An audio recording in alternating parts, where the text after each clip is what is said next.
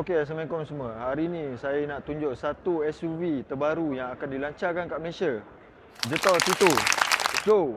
Okey, kalau tengok daripada luar dia ni pula, memang nampak garang and rugged. Lepas tu dia punya kotak dia macam bentuk kotak SUV off-road. Lepas tu bumper dia besar. Tayar ni pun besar, 19 inci, memang nampak garang lah. Lepas tu ada tayar spare kat belakang. Bahagian dalam ni pula memang rasa wow. Dia punya skrin dia ni besar, 15.6 inci.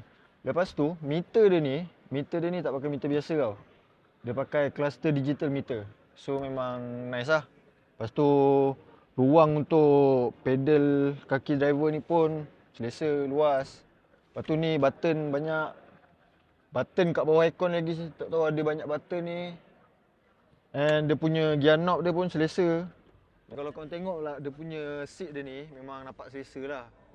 Dengan leather. Ruang kaki kat belakang pun luas. Jetor T2 yang ada dengan saya sekarang ni, engine dia 2.0.